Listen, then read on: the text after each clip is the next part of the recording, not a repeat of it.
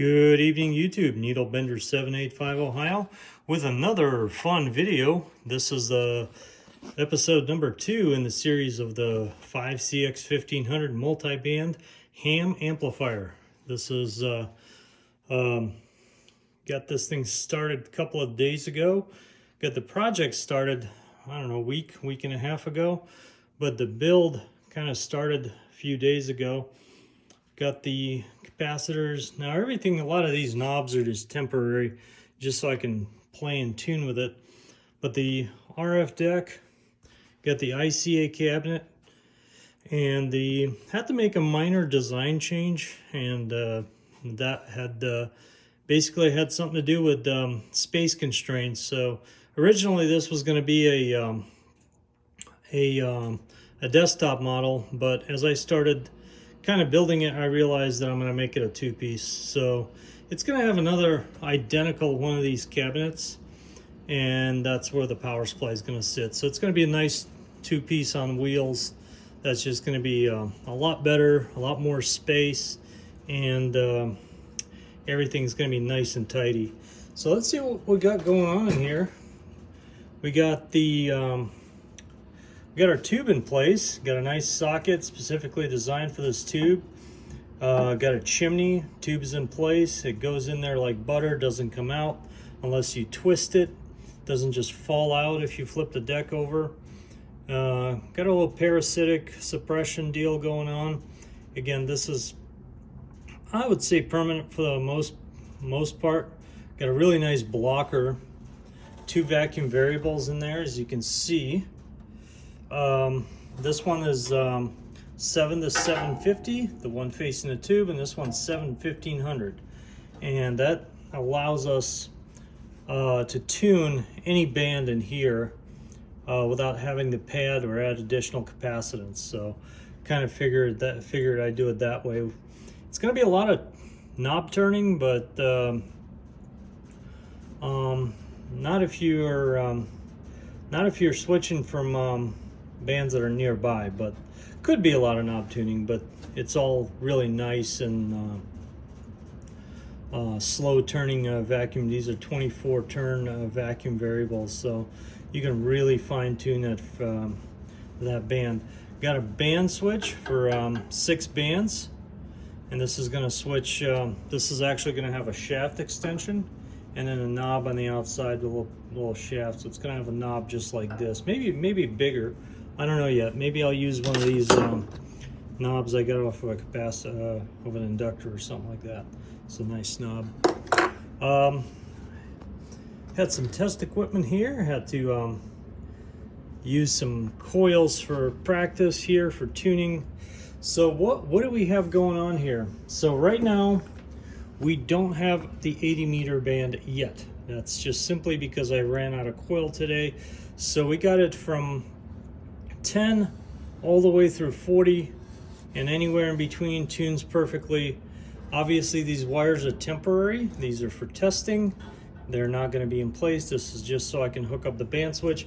Everything else is kind of done, with the acceptance of the relay, the output relay. That's going to be a Jennings vacuum relay. That's going to sit somewhere here.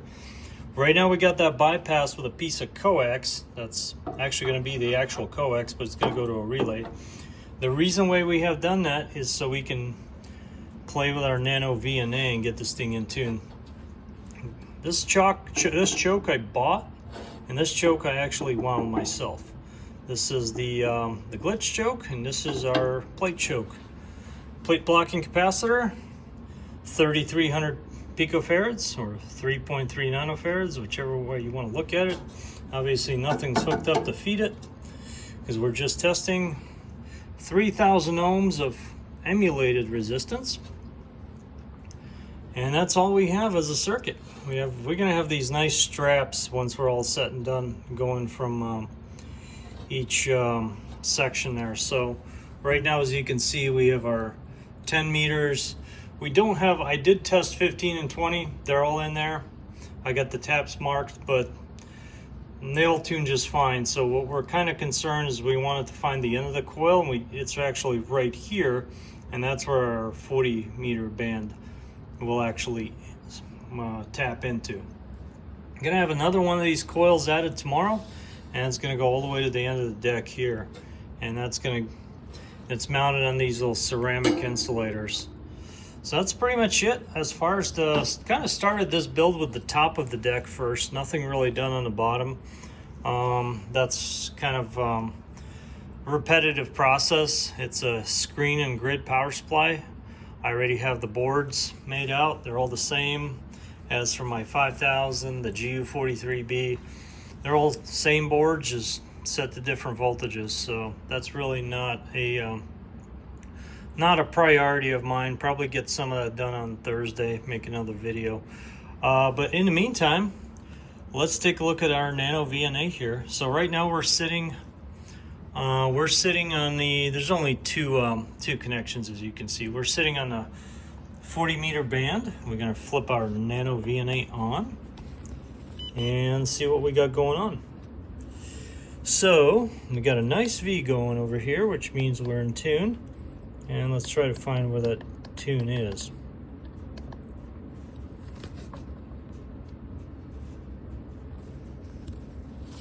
I got a little reflection going on here. There we go. And we're sitting on 1.03 here.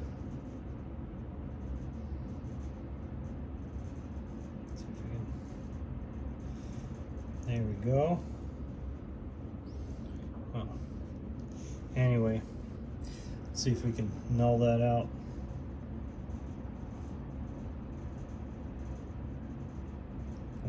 .02.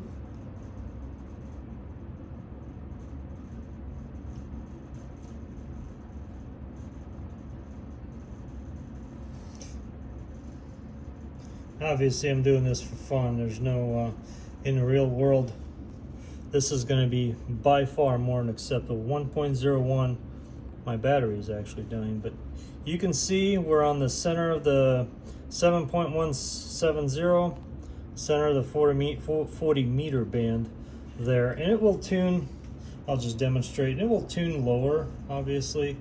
You can tune down there to the beginning of the band, and you can tune the other way a little bit more, and you got some flexibility all up and down the band. And that's and these bands are not super wide, so it's not like our 11 meter band where you have 26.815 or 805, depending if you're running FM, all the way to 26.815 all the way to 27.555. It's a much bigger band, so you do retune up there quite a bit more. So let's go to our 10 meter band. Let's flip our switch here.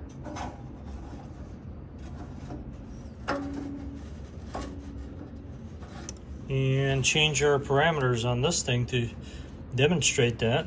And we go to, I got to do this through the screen, so let's do this recall.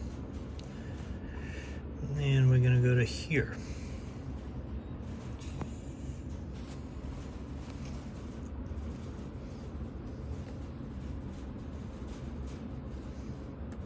Let's see where we're at. Kind of sometimes start, okay, so we're below the band, okay. So we're gonna have to tune upwards a bit. And we'll see a nice V starts to form. And there we go.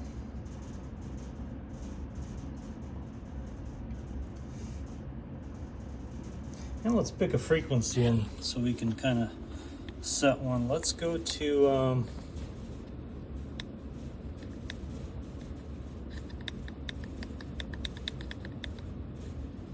let's go there and see if we can nicely tune that out.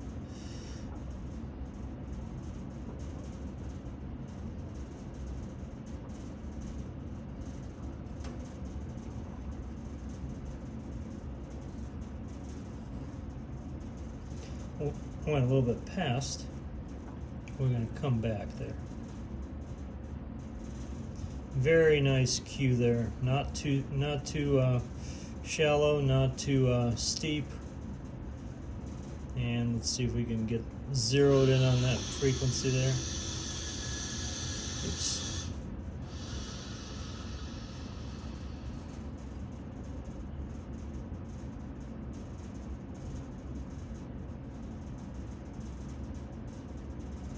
You can see the SWR reading right there, 1.03, 1.01 actually, 0.02 there. Anyway, that's a very nice looking cue there. And then, so we're at this band right there. Now we're gonna go to the actual 10 meter band, which is at the top there. We're just gonna simply scroll up. No need to change. Now you would change the band switch.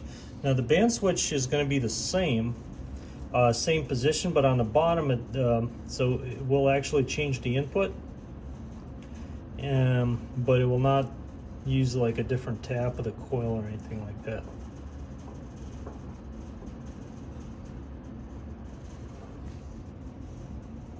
Oops. Let's pick a frequency up there. Let's see if we can have a nice tune up there. So right now we're on 28.4 550, so we know we can tune up there. Let's go to 20. Just the end of the screen is 29 megahertz. So if we can put a nice V there, we can tune the entire band. Oops, I'm tuning it the wrong way. Let's see if we can do that nicely. And there we go, we're tuning that in.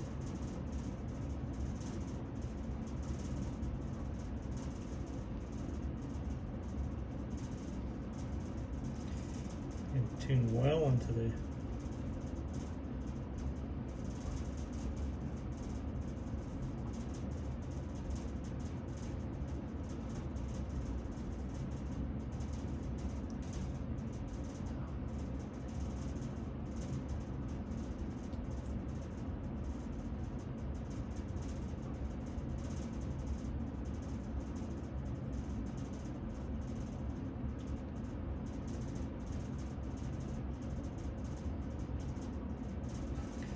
Now there is quite a bit of tuning if you are going from band to band, from within the band. There we go. So right now we're in.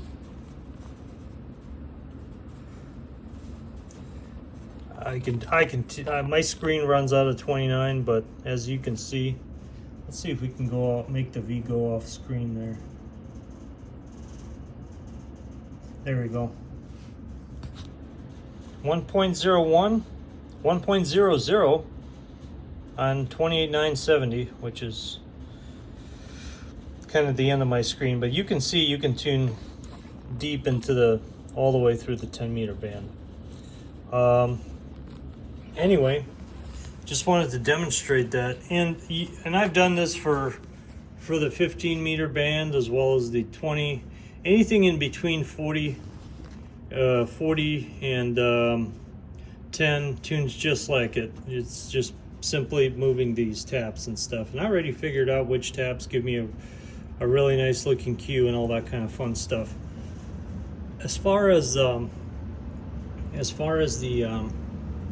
input circuitry, it's going to have a dedicated board that's going to have pi network basically for each band, and it's going to be tuned to the center of the band, and there's going to be a set of relays. They're going to be switched by this, because this is a double pole band switch. So the outside we're using for our RF, and the inside is going to be for DC to switch sets of relays. And it's just going to engage a bank of relays at a time, depending on which position. And we're going to have a nice LED readout, because not everybody wants to make marks and stuff, so we're actually going to have like LEDs. They're going to tell you which band you're actually switched to. But as you can see, tunes really nicely and plays really well. I just got to add more coil, and actually quite a bit more coil.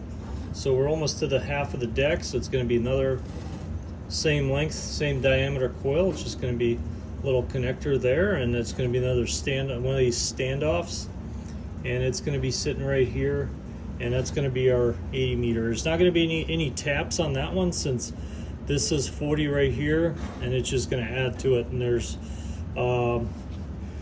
the operator that already purchased this amplifier, he's primarily runs it on 3.99-ish megahertz, 75 meters to be exact, where some people call it that. Anyway, so that's pretty much it. Like I said, that's just wanted to get an update on the progress of this build. Got quite a bit of things accomplished today, and kind of proud of that. So for now, we're gonna say 73s. Thanks for watching. We'll see you in the next one. Needle Bender 785 Ohio. I'm back on the side.